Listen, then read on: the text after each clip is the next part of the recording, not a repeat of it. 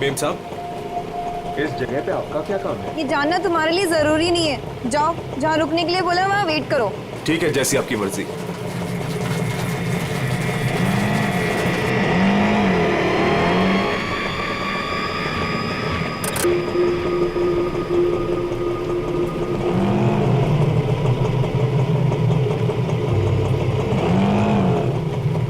अरे तुम गए नहीं अभी तक, जाओ। जी मेम साहब।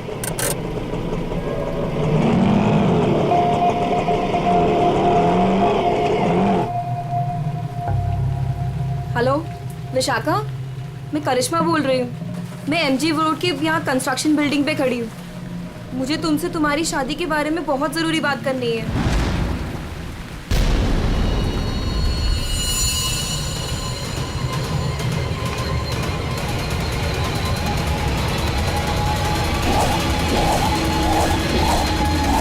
मेम साहब, मेम साहब, मेम साहब, कहाँ चली गई? मैं तो यहीं छोड़ के गया था। मेम साहब, मेम साहब।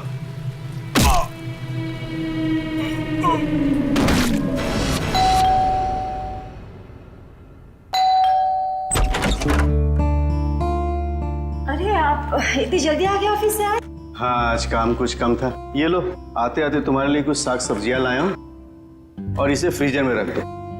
विशाखा के लिए लाया हूँ, उसे आइसक्रीम पसंद है ना? आज आपकी लाडली ये खाने वाली नहीं है। पर क्यों? आज सुबह से ही उदास है, खुद को कमरे में बंद कर रखा है और खाना भी नहीं खाया उसने। तुमने उसे कुछ कह दिया क्या? मैं क्या कहूँगी, लेकिन हाँ, आज सुबह किसी का फोन आया था।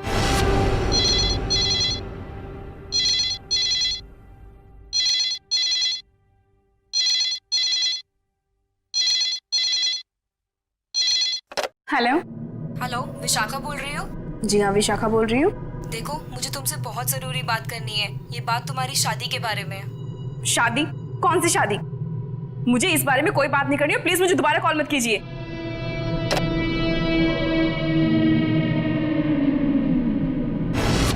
अरे इतनी मुश्किल से तो 2 हफ्ते पहले टूटी हुई शादी को भूल पाई थी, अब फोन करके उसके जख्म किसने हरे कर दिए?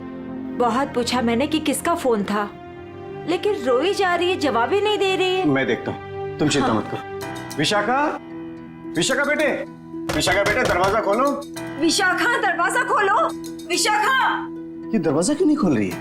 रोने की आवाज भी नहीं आ रही। कहीं उसने कुछ? अरे तुम विशाखा को नहीं पहचानती क्या? वो ऐसा कुछ नहीं करेगी। विशाखा बेटा, दरवाजा खोलो बेटे। विशाखा, दरवाजा खोलो। विशाखा! विशाखा?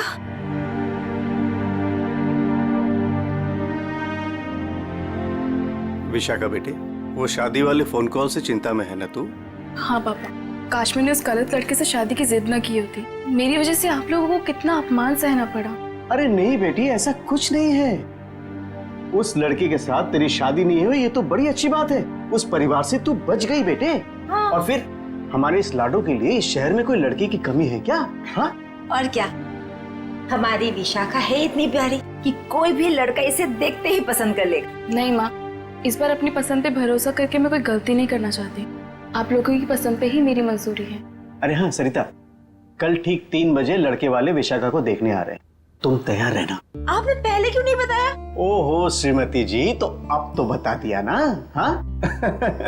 पापा, मुझे भगाने की बहुत जल्दी है ना आपको? मैं क्यों नहीं, अब इसकी शादी हो जाएगी तो इस कमरे को मैं अपना स्टडी रूम बना लूंगा।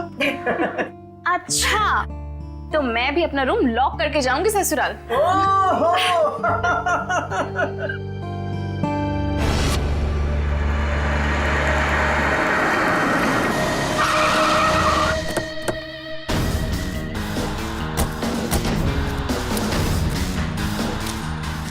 भाई साहब, मैं यहाँ का बचपन, मैंने ही आपको फोन किया था। लाश कहाँ पर है? जी उस तरफ।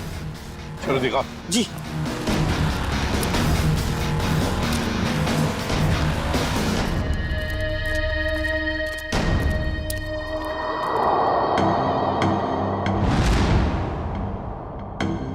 ये ईंटें निकालो।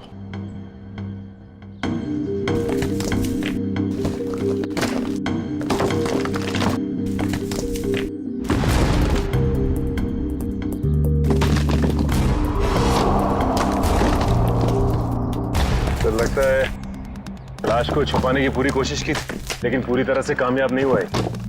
हाँ, छुपाने की तो बहुत कोशिश की है मगर जरूर कुछ ना कुछ तो भूल गया है वो। कोई ना कोई सुराग तो हमें जरूर मिलेगा।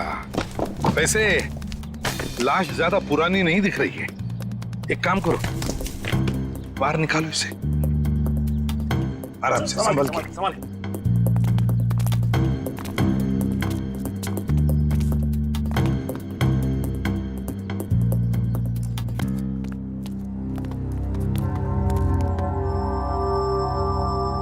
ये देखो, बड़ी बेरहमी से मारा है इसे। सामने से सीधे चाकू घोंप दिया सीने में। हाँ सर, देख के लगता है कि इसे चीखने चिल्लाने का मौका ही नहीं मिला। ये देखो, इसके सिर के पीछे भी चोट है। लगता है जिसने भी ये किया है ना, शायद पीछे से आकर इस रिक्शा वाले के सिर पर पीछे से हमला किया, वार किया। ये बेचारा मुड़ गया हमलावर को देखने के लिए, तो सामने से चाकू घोंप दिया।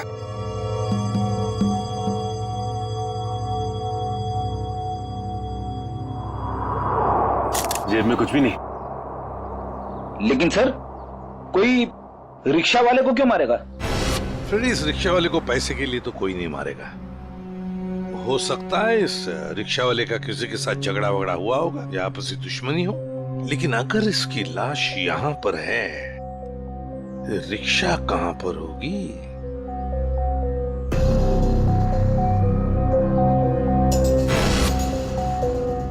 सर, हाँ सर ये देखिए सर, ये खून की बूंदें और घसीटने के निशान हैं।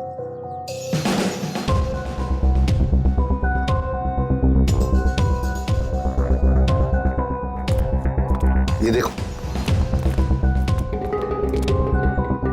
लगता है जिसने भी ये किया है, इस रिक्शा वाले को यहाँ से घसीट कर वो लेकर गया वहां ईंटों में छुपाने के लिए।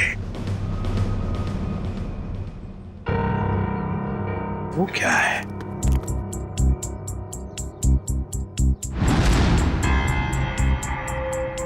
किसी आदमी की घड़ी। अरे ये तो काफी महंगी घड़ी है। शायद रिक्शा वाले की होगी। नहीं फ्रेडी, ये इस रिक्शा वाले की घड़ी नहीं लगती। इतनी महंगी घड़ी है ये, 1,00,000-1.5 लाख की तो घड़ी है ये। तो फिर सर, शायद उसी की होगी जिसने रिक्शा वाले को मारा है। वो तो ये भी सकता है कि घड़ी उस आदमी की हो जो ऑटो में बैठा था। इतनी कीमती घड़ी पहनने वाला आदमी रिक्शा में नहीं जाएगा, मुझे नहीं लगता। देखो, और भी कोई सुराग मिलना चाहिए। देखो जरा आसपास।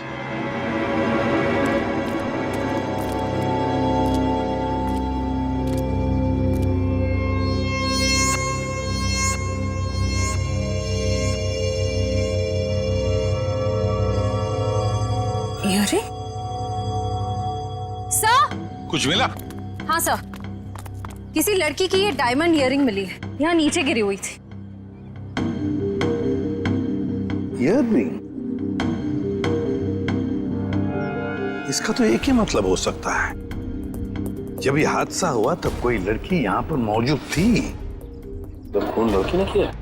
सचिन, पता नहीं खून किसने किया, लड़की ने या और किसी ने। लेकिन एक बात तो जरूर है कि ये लड़की उस रिक्शा वाले के साथ मौजूद थी। सर, हो सकता है ये लड़की उस ऑटो वाले की सवारी थी। लेकिन लड़की यहाँ ऐसी जगह क्या करने आई थी? कुछ ना कुछ तो और ही चक्कर है। जो भी हो, उस हादसे में जरूर हाथापाई हुई होगी, जिसकी वजह से वहां पर वो घड़ी मिली और अब ये इयररिंग। ये केस तो बहुत पेचीदा हो गया। इतने सारे सवाल लेकिन जवाब इतने कम। सारे सवालों का जवाब इसी बिल्डिंग में है। इस बिल्डिंग को अच्छी तरह से छान मारते हैं। Let's go.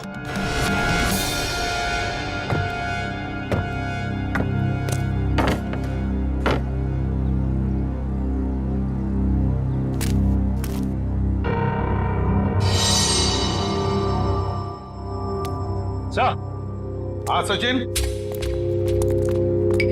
क्या हुआ? ये देखिए, सीढ़ियों पे खून की बूंदें। हाँ, ये देखो, सर ये तो बहुत ही अजीब बात है। लाश वहाँ पर और खून की बूंदें यहाँ। मुझे तो कुछ और ही आ रहा है दिमाग में। कहीं और एक लाश तो नहीं इस बिल्डिंग में? ऊपर चलकर देखते हैं, देखते ही ये खून के धब्बे कहां तक है।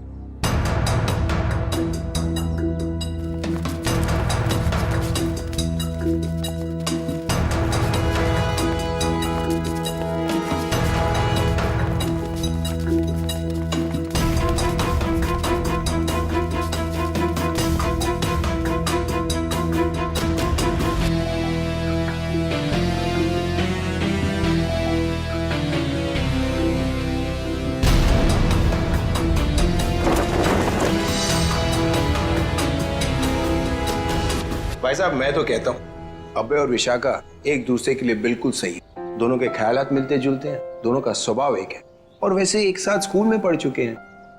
बेटा तुमने हमें बताया नहीं कि तुम अभय को पहले से जानती हो? नहीं पापा, अभय मेरी क्लास में नहीं थे। वो क्या है ना अंकल, हम दोनों की क्लासेस सेम थी पर सेक्शन अलग अलग थे। आप सेक्शन ए में थी और मैं सेक्शन सी में था। बात यह है ना जी, अभय के लिए एक से बढ़कर एक खानदान से रिश्ते आ रहे हैं, लेकिन इससे मना कर दिया है। स्कूल के वक्त से ही आपकी बेटी से प्यार करता है, लेकिन कह नहीं पाया, इसलिए आज मुझे आना पड़ा कहने के लिए। पापा प्लीज, आप मुझे एम्बैरेस कर रहे हैं। नैना और अनुष्का कैसे हैं? स्कूल टाइम से तुम्हारे बेस्ट फ्रेंड हुआ करते थे वो लोग। हाँ, नैना भी बेंगलोर में जॉब कर रही है और अनुष्का की रिसेंटली शादी हो गई है मसूरी में। सुना है बहुत ही खूबसूरत जगह है वो। जी। वैसे तो साउथ अफ्रीका भी बहुत ही सुंदर जगह है। 25 साल पहले हमने हमारे हीरो का बिजनेस वहां शुरू किया था और आज यहाँ तक ले आए उसे। आप लोग बैठिए, मैं आप लोगों के लिए चाय वगैरह लेकर आती हूँ। आप लोग बैठिए, हम आते हैं।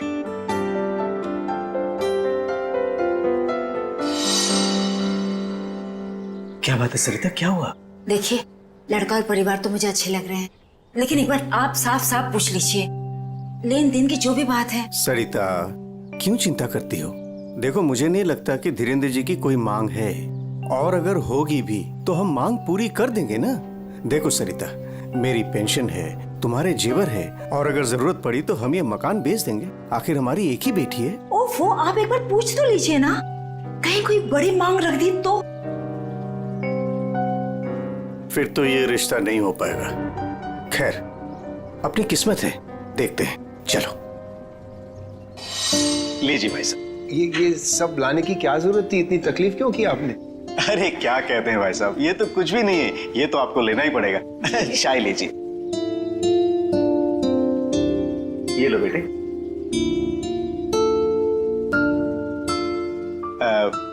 भाई साहब अगर आप बुरा न माने तो कुछ देर हम लोग बाहर चल के आपस में बात कर लेते हैं। अरे इतने में बच्चे भी एक दूसरे से बात कर लेंगे। अरे ये तो बहुत अच्छी बात है, चलिए।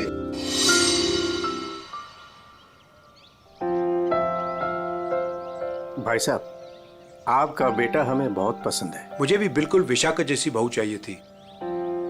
अगर विशाखा अभय को पसंद करे। उसकी फिक्र आप मत कीजिए, हमारी मंजूरी में ही उसके यहाँ है। ये तो बड़ी अच्छी बात है, तो मैं बात पक्की समझूं? जी जरूर। धीरेन्द्र जी, अगर आपकी कोई मांग हो तो आप मुझे। ये कैसी बात कर ली आप लोगों ने? अरे भाई, भगवान का दिया हुआ सब कुछ है हमारे पास। आपकी बेटी सिर्फ 2 जोड़ी कपड़ों में चाहिए, ये आप कर पाएंगे या नहीं? मुझे समझ में नहीं आता कि मैं आपका ये कर्ज कैसे चुका पाऊंगा। लेकिन हमारी एक शर्त है। शर्त? ये शादी 2 दिनों में हो जानी चाहिए। 2 दिनों में शादी की तैयारियां हम कैसे कर सकते हैं? देखिए, ये हमारी एक ही बेटी है, हम चाहते हैं कि उसकी शादी बड़े धूमधाम से हो, इसलिए थोड़ा अगर आप हमें वक्त दे दे तो। देखिए भाई साहब, मैं आपकी बात समझता हूँ, लेकिन 3 दिनों के अंदर मुझे साउथ अफ्रीका पहुंचना है। सिर्फ मेरे बेटे की वजह से मैं अपना पूरा कारोबार छोड़ के आया हूँ। अगर आप ये नहीं कर पाओगे तो ये रिश्ता नहीं होगा। हाँ? सोच लो आप लोग।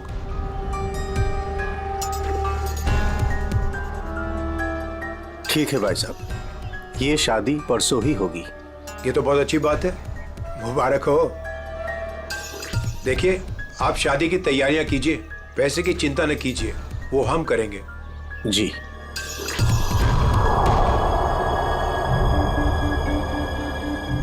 कैसे? तुम चिंता मत करो सरिता, भगवान की जो मर्जी है वही होगा। चलो शादी की तैयारी करते हैं।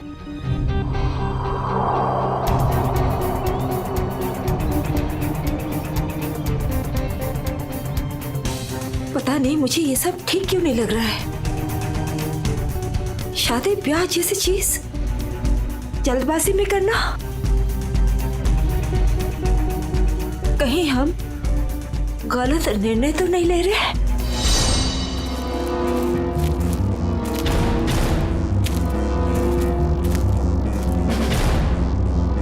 सर, इस लड़की का चेहरा तो पूरी तरह से बिगड़ चुका है। इसकी पहचान करना बहुत मुश्किल होगा। तो सर, लड़की के पास से ना ही कोई आइडेंटिफिकेशन मिला है, ना ही कोई मोबाइल। तो लाश को देख के लगता है कि इसकी और उस ऑटो ड्राइवर की मौत लगभग एक ही वक्त हुई है सर।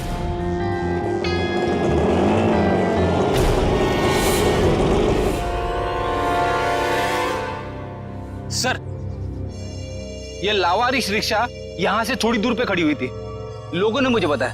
और सर, ये रहे रिक्शा के पेपर्स। वो लाश इसी रिक्शा ड्राइवर की थी, चमन नाम था उसका। और सर, ये फोटो भी लगी उसकी। हाँ, चमन खुद मालिक था इस रिक्शा का। और कुछ मिला? हाँ सर, मोबाइल मिला है सर, लेकिन सर बैटरी डाउन है इसकी। ठीक है, कोई बात नहीं, इसमें से हमें बहुत कुछ इंफॉर्मेशन मिल सकती है।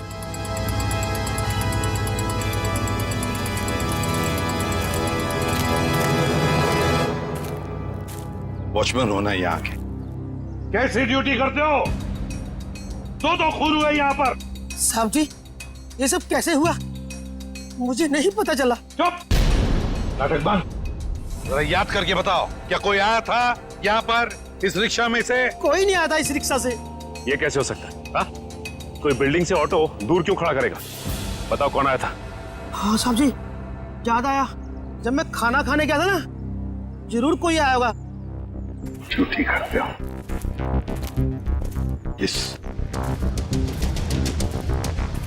इस चमन की पूरी कुंडली निकालो। हाँ अभिजीत सर, वो ऑटो वाले के फोन की डिटेल मिल गई है सर। ये 11 बजे के करीब ममता नगर से निकला और 11:30 बजे जेल स्टेशन पे पहुंच गया। ये MG road under construction building पे कब पहुंचा? सर 12:30 बजे। जेल स्टेशन से सवारी लेने के बाद 12:40 पे उस जगह पे मिला था जहां पे वो ऑटो खड़ा मिला था। मतलब जेल स्टेशन से उसने सवारी उठाई, तो फिर अभिजीत उस वक्त दो मोबाइल फोन होंगे उस रिक्शा में, एक रिक्शा वाले का और शायद इस सवारी का भी। हाँ सर, मोबाइल कंपनी वालों ने बताया कि रिक्शे वाले के मोबाइल के साथ साथ एक और मोबाइल ट्रैवल कर रहा था। जयवंती और पेटी लगे हैं उसका डिटेल निकालने में। चलो अच्छा। अब देखना यह है कि सर वो सवारी विक्टिम थी या मुजरिम। सर, सर वो जो ऑटो की सवारी का मोबाइल नंबर था वो दिल्ली का नंबर है और किसी करिश्मा के नाम पे रजिस्टर्ड है। दिल्ली? अच्छा, इस करिश्मा के बारे में और कुछ पता चला? नहीं सर, और कुछ डिटेल्स तो अभी पता नहीं चल पाए हैं। ये तो पता चला होगा कि उसने आखिरी कॉल किसको किया। किसी लैंडलाइन नंबर पे किया था आखिरी कॉल। पोपटवाड़ी का कोई उदय कुमार है। पोपटवाड़ी, उदय कुमार। पंकज काम करो, इस दिल्ली वाली करिश्मा के सारे डिटेल निकाल, पूरे के पूरे डिटेल। और अभिजीत, इस पोपटवाड़ी के उदय से मिल लेते हैं, पता तो चले ऐसी भी क्या बातें हो रही थी करिश्मा और उसके बीच में। इसका चेहरा तो बहुत बुरी तरह से बिगड़ गया है, एकदम तहस नहस हो गया है। सर, इनके फेस को हम रिकंस्ट्रक्ट नहीं करवा सकते? बहुत मुश्किल काम है तारिका, बहुत वक्त लगेगा। हाँ, लेकिन एक बात जरूर पता चल गई। ये पता चल गई कि ये काम क्या करती थी। क्या काम? तारिका, ये लड़की एक नर्स थी। नर्स? ये देखो, ये देख रहे हो, ये इसकी उंगलियों पर और ये अंगूठे पर ये कौन? ये निशान तो ज्यादातर उन्हीं लोगों के हाथों में होता है ना जो दूसरों को इंजेक्शन देते हैं। एग्जैक्टली तारिका। और मुझे लगता है ये खून या तो किसी बदले की भावना से किया गया है या फिर कोई प्यार व्यार का चक्कर। प्यार व्यार का चक्कर? तुमको ऐसा लगता है तो तुम फोरेंसिक आते ही क्यों? तुम अब से मत आया करो हमारे लैब में प्लीज। हाँ, अरे ये क्या? हाँ। और अभिजीत, तुम्हारे और मेरे बीच में जो भी था ना वो खत्म। प्यार का चक्कर। विशाखा, तुम्हें पता है वैसे तो मैं अभय की मुंह बोली बहन हूँ, पर हाँ, एक सगी बहन अपने भाई को उतना प्यार नहीं करती, उससे भी ज्यादा प्यार मैंने अपने भाई को दिया है। Sweet of you. Thank you so much मेरे भाई को शादी के लिए हाँ कहने के लिए। यकीन ही नहीं हो रहा है ना, इतनी जल्दी सारी तैयारियां हो जाएगी। और आज हमारी बेटी की मेहंदी की रस्म है। तुम ठीक कह रही हो, मगर ये सब कुछ मुमकिन नहीं होता अगर धीरेन्द्र जी हमारी सहायता नहीं करते तो। देखो ना, अभय की बहन माया किस तरह से सुबह से लेके सारा काम कर रही है, कितनी अच्छी तरीके से कर रही है ना? वाकई। सर, यहाँ पे तो शादी की तैयारियां चल रही है, पूछताछ कैसे करेंगे?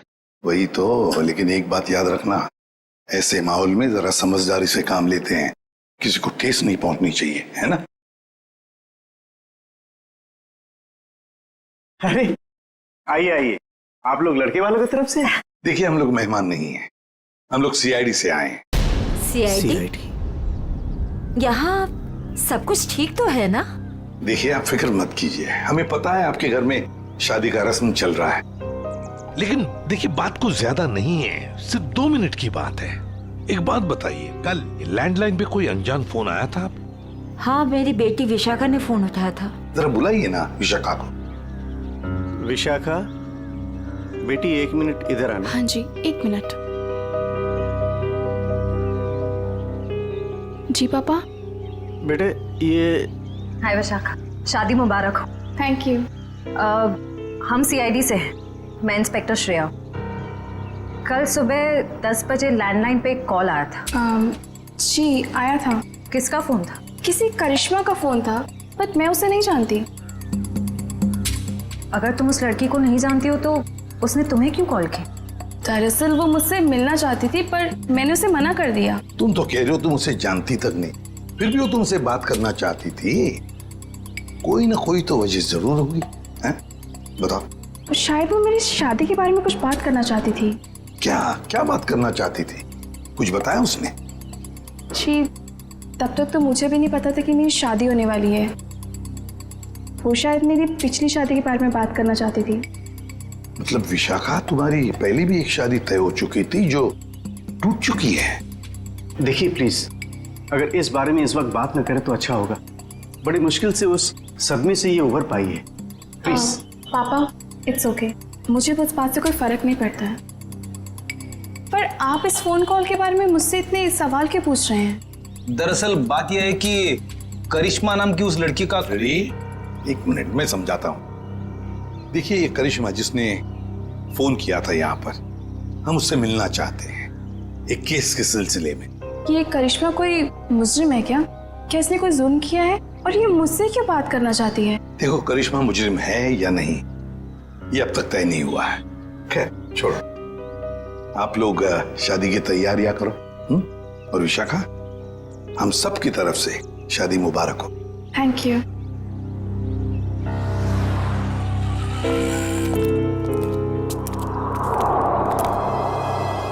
हेलो, सुनो, सब गड़बड़ हो गया है यहाँ।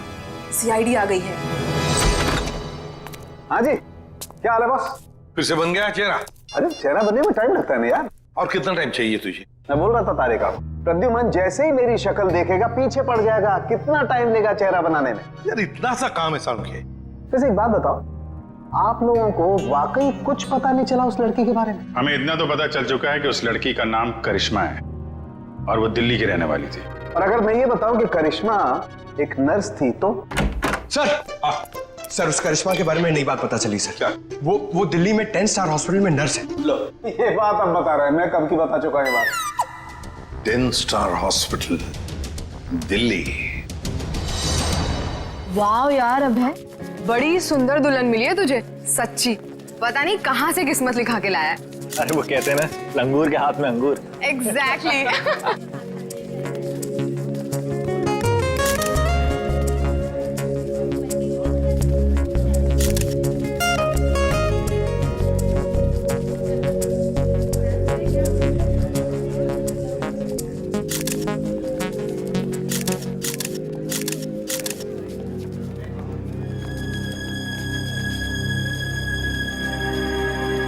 उदय जी आप रो रहे हो?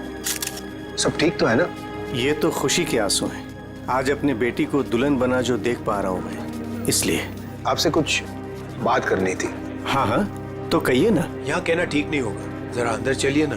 क्यों, हमसे शादी में कुछ कमी रहेगी है क्या? नहीं नहीं नहीं नहीं, वो सब ठीक है, A1। देखिए, सारे मेहमान आ रहे हैं, अगर हम यहाँ से चले गए तो कुछ परेशानी हो जाएगी। फेरे हो जाए, उसके बाद दोनों बैठ करके बातें करते हैं। देखिए, मेहमानों को छोड़िए, आप अंदर चलिए, वरना ये शादी नहीं होगी।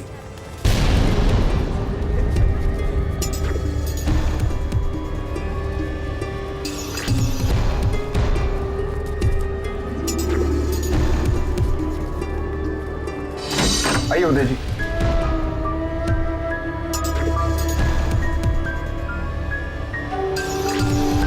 धीरेन्द्र जी, बात क्या है आप बताइए ना। देखिए, मेरी परेशानी बढ़ती जा रही है। अरे भाई, परेशान होने की कोई बात नहीं, एक छोटी सी रिक्वेस्ट है। कैसी रिक्वेस्ट? आपको याद है मैं आपके घर आया था आपकी बेटी को देखने, और मैंने आपको कहा था मुझे दहेज बिल्कुल नहीं चाहिए। जी मुझे अच्छी तरह से याद है, आपने कहा था कि आपको दहेज नहीं चाहिए। तो अब क्या चाहिए आपको?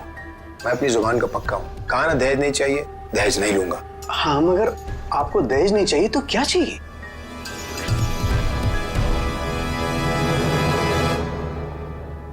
Kidney kidney.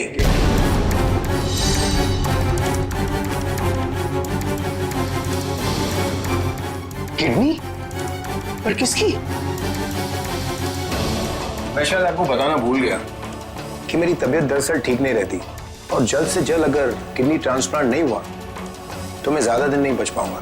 Kidney transplant? देखिए, आपकी बेटी की शादी है, और कुछ ही दिन बाद उसका ससुर यानी कि मैं मर जाए तो आपको कैसा लगेगा? पर धीरेन्द्र जी, मैं अपनी किडनी कैसे, मेरा मतलब। मैंने पूरा पता लगा लिया है, हम दोनों की किडनीज मैच होती हैं। अच्छा, तो इसका मतलब ये शादी ब्याह ये सब ढोंग है। दरअसल आपको मेरी किडनी चाहिए, इसलिए आपने ये सब। अब फेरों में 2 घंटे और, बहुत समय है आपके पास, सोच लीजिए। और वैसे भी हम दोनों एक परिवार का हिस्सा बनने जा रहे हैं, तो एक परिवार वाले का फर्ज बनता है दूसरे परिवार वाले की जान बचाने का।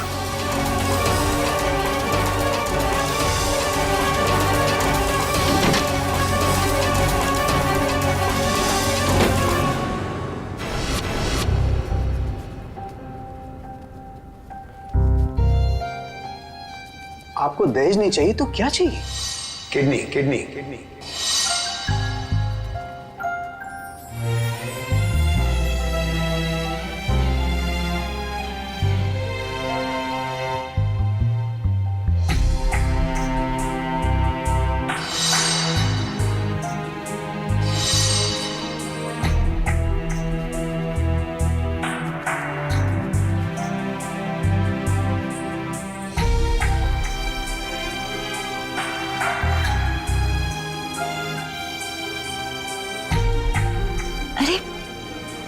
चले गए थे आप?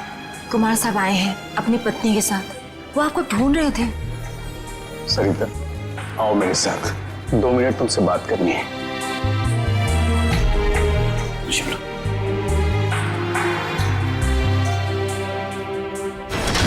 आओ सरिता। क्या हुआ, मुझे बताएंगे भी?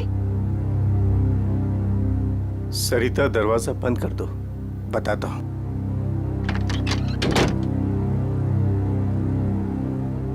अभी तो बताइए, मुझे बहुत घबराहट हो रही है। धीरेन्द्र जी ने मुझसे कुछ मांगा है। पता था मुझे कि ये शादी दहेज लिए बिना हो ही नहीं सकती।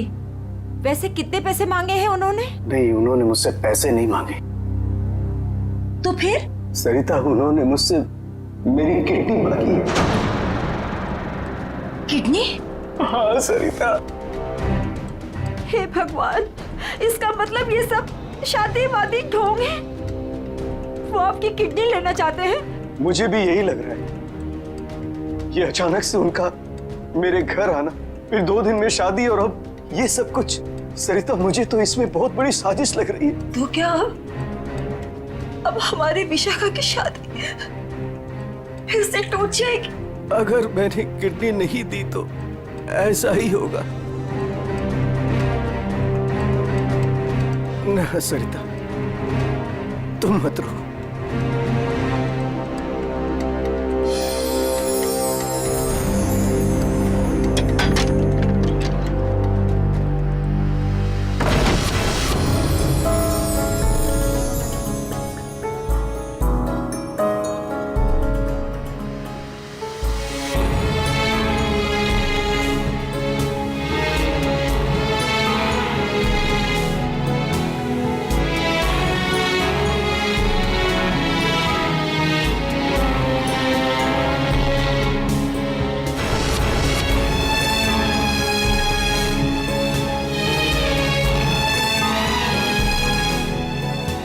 सारे मेहमान आ चुके हैं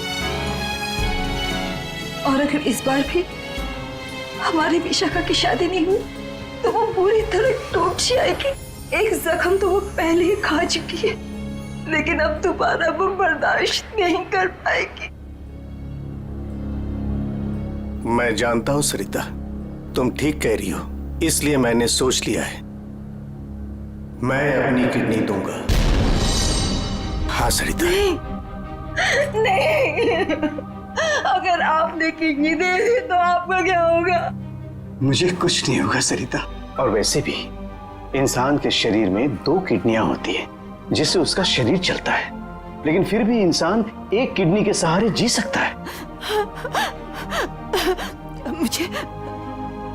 मुझे ये सब कुछ ठीक नहीं लग रहा है। अगर कुछ ऊंच नीच हो गई तो मैं आपको खोना नहीं चाहती हूँ।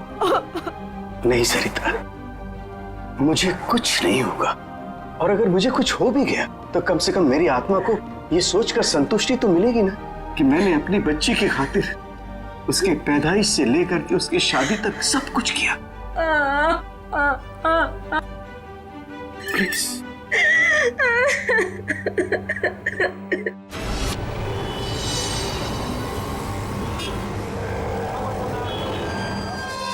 हेलो सर, मैं अनुज, इस हॉस्पिटल का डीन। करिश्मा की मौत की खबर सुनकर आई एम शॉक्ड। वो बहुत ही काबिल नर्स थी। वैसे डॉक्टर साहब एक बात समझ में नहीं आ रही है, ये करिश्मा ने अचानक से छुट्टी क्यों ली और फिर यहाँ से मुंबई चली गई? कोई खास वजह थी क्या छुट्टी लेने में? उसने छुट्टी ली और यहाँ से चली गई। अब यहाँ से जाने के बाद वो कहाँ गई, किस लिए गई, इसके बारे में हमें कुछ नहीं पता। देखिए, हम लोग करिश्मा के घर गए थे, लेकिन वहाँ से कोई ज्यादा जानकारी मिली नहीं है। क्या आप बता सकते हैं कि यहाँ पे करिश्मा को कोई सामान वगैरह पड़ा है? आप चाहें तो करिश्मा का लॉकर देख सकते हैं। जी हाँ, जरा दिखाइए लॉकर। आइए। चलिए। अरे सर, इस लॉकर को देखकर मुझे मेरी नानी की अलमारी याद आ गई। वो भी अपना सारा सामान ऐसे ही ठूस ठूस के रखती थी। सर, ये तो किसी मरीज की मेडिकल रिपोर्ट है। किसकी फाइल है ये? दे उदय कुमार। उदय? विशाखा के पिताजी उदय कुमार? कमाल है, इस फाइल को तो हॉस्पिटल के रिकॉर्ड रूम में होना चाहिए। ये करिश्मा के लॉकर में कैसे? मतलब ये करिश्मा उदय जी और उसके परिवार वालों को जानती थी? वो परिवार वाले तो बता रहे थे कि वो करिश्मा को जानते ही नहीं। जरा बताइए, किस चीज का इलाज चल रहा था उदय का?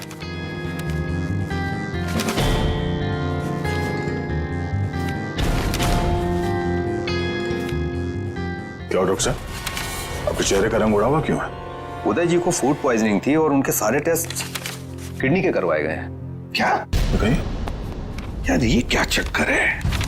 नहीं दया, कुछ न कुछ तो गड़बड़ जरूर है, कुछ न कुछ तो गड़बड़ है। अच्छा डॉक्टर साहब, इस करिश्मा का बर्ताव कुछ अजीब लगा आपको? मतलब कुछ गड़बड़ लगा आपको कभी? नहीं, ऐसा तो कुछ भी नहीं लगा। सर, ये देखिए। माय गॉड, तो ये बात है। क्या बात है उदय? अरे डॉक्टर चंद्रप्रकाश, आओ आओ, बैठो बैठो। ये अचानक क्या बात करना चाहते हो तुम मुझसे? और भाभी जी क्यों रो रही हैं? शादी में कोई मदद वगैरह चाहिए?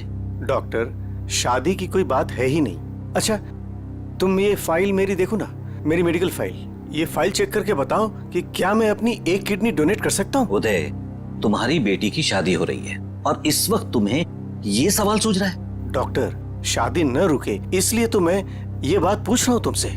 बताओ ना। क्या मतलब है? मतलब मैं बाद में तुम्हें समझाऊंगा। तुम पहले मुझे ये बताओ कि मैं एक किडनी के सहारे जी सकता हूँ या नहीं। बताओ डॉक्टर, मुझे प्लीज बताओ ना।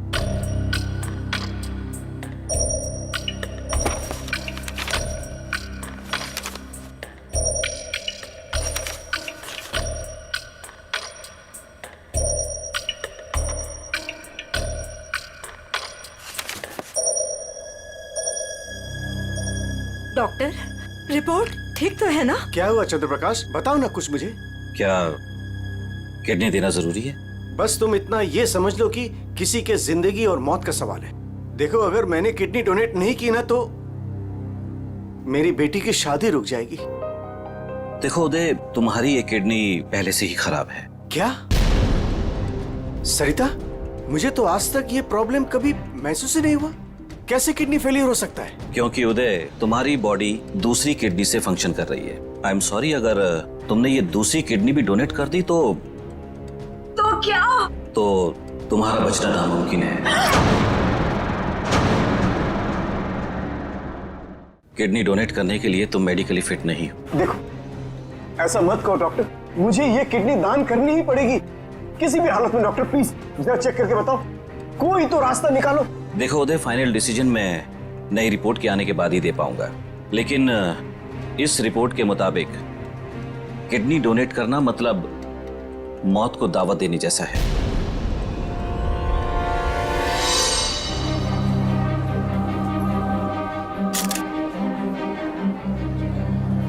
आओ। क्या हुआ माँ? आप परेशान लग रही हैं। नहीं, ऐसी कोई बात नहीं। फेरे का समय हो गया है, आओ।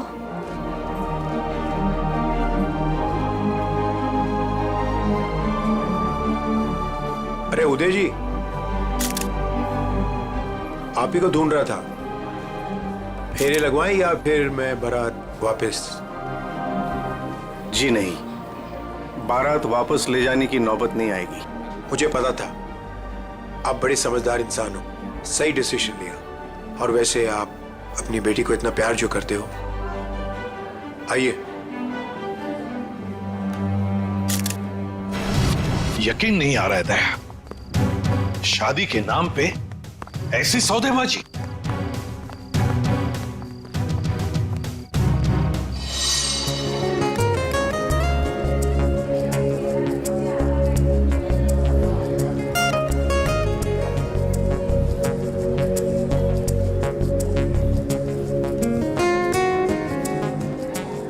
रुक जाइए।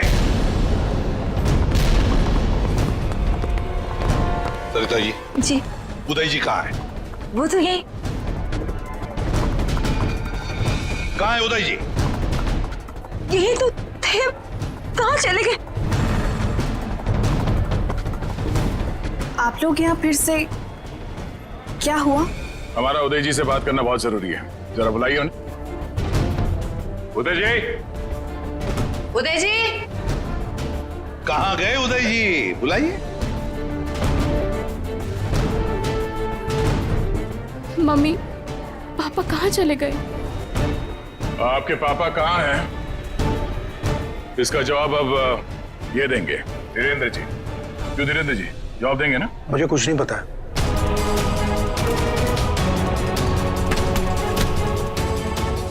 नहीं पता तो सड़क कहाँ है यार? सर, मैंने कुछ नहीं किया सर। मैं तो इनका असली बेटा भी नहीं हूँ सर। मेरे पति को इन लोगों ने गायब करवाया होगा और किडनी के लिए ये लोग शादी तोड़ने की धमकी दे रहे थे। मॉम, आपने बात मुझे पहले क्यों नहीं बताई? आपके और पापा से बढ़कर मेरे लिए कुछ नहीं है। शर्म आनी चाहिए तुम्हें। शादी जैसे पवित्र बंधन की आड़ ऐसा घिनौना अपराध करते हुए। सर, मैं मानता हूँ इसी प्लान के जरिए मैंने किडनियों का व्यापार किया। क्या? शायद इसीलिए उन गुनाहों की सजा है कि मेरे खुद की किडनी बेकार हो गई। लेकिन इस बार सर, मैं खुद की जान बचाने के लिए कर रहा था। इसके लिए किसी और की जान चली जाए। अब बताओ, करिश्मा को क्यों मारा? सर, मैंने करिश्मा को नहीं मारा, बल्कि वो तो मेरी मदद करती थी मरीज ढूंढने में। सर, इस बार मैंने गैंग वालों को बताया बिगैर एक किडनी गायब कर दी। उसी बात को लेकर वो मुझे ब्लैकमेल कर रही थी कि वो बाकी गैंग वालों को और विशाखा को ये बात बता देगी। इसीलिए तुमने करिश्मा को मारा? इसीलिए? नहीं सर, मेरा यकीन मानो, मैंने उसे नहीं मारा। मुझे लगता है कि सर, उसके मौत के पीछे मेरे बाकी गैंग वालों का हाथ है। कौन है तुम्हारे साथी? कहाँ लेकर गए उदय को? किडनी निकलवाने। ऑपरेशन शायद शुरू भी हो गया होगा। कहाँ हो रहा है ये किडनी निकालने का ऑपरेशन?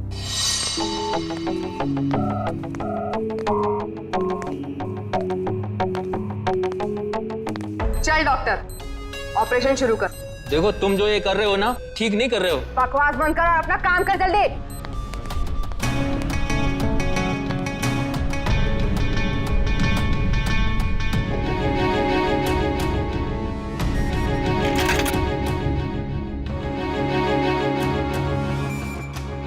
जल्दी करना।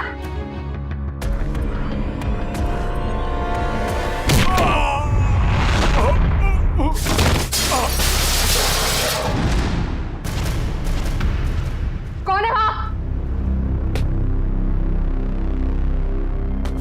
कौन है?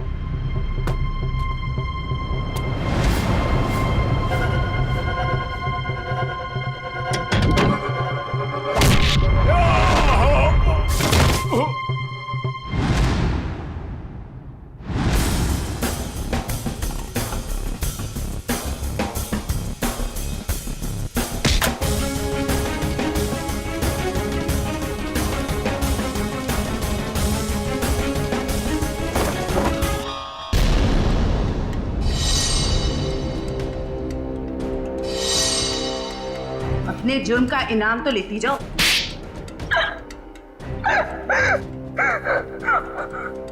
ये सारा षड्यंत्र हमने सिर्फ लोगों की किडनियां हथियाने के लिए किया है। ये सब पता है हमें। ये बताओ करिश्मा को क्यों मारा तुम? क्योंकि करिश्मा हमें धोखा दे रही थी। लेकिन तुमने करिश्मा का खून किया, ये बात तुमने धीरेन्द्र से क्यों छुपाई? ताकि जब धीरेन्द्र किडनी ट्रांसप्लांट के लिए ऑपरेशन थिएटर में आए तो वहां उसे आराम से मार सके, ताकि वो खून ना लगकर एक हादसा लगे। और उदय की किडनी तुम ऊंचे दाम में बेचना चाहती थी, क्योंकि उदय का blood group Bombay blood group है, एक रेयर ब्लड ग्रुप है ना? यही प्लान था सर, लेकिन आप सीआईडी वालों की वजह से वो सब चौपट हो गया। करिश्मा का खून और कितने सारे मासूम लोगों की किडनियों की चोरी, तुम्हें तो फांसी ही होगी। इतना काफी है तुम्हें फांसी के फंदे तक पहुंचाने के लिए। जयवंती, ले जाओ इसे। सर।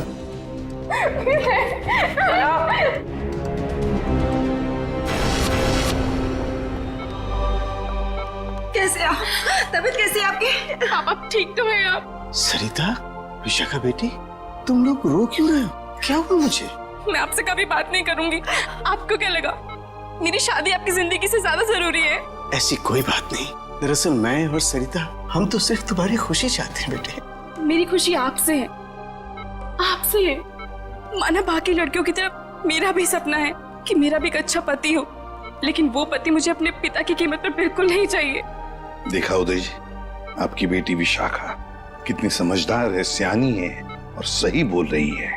एक बात हमेशा ध्यान में रखना, बेटी घर का सम्मान होती है, सुख होती है, खुशी होती है। उसके हाथ पीले करना तो सौभाग्य की बात होती है, लेकिन उसके लिए माता पिता को अपनी जान दांव पर लगाने की कोई जरूरत नहीं। एसीपी साहब, मैं आपसे वादा करता हूं, चाहे कुछ भी हो जाए, मगर मैं इंतजार करूंगा। अब की बार मैं अपनी बेटी का हाथ सिर्फ उसी को दूंगा जो इसके लायक हो।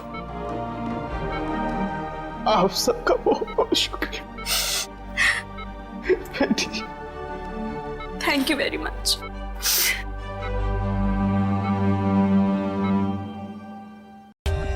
For more updates, subscribe to our channel, click the show links and enjoy watching the videos.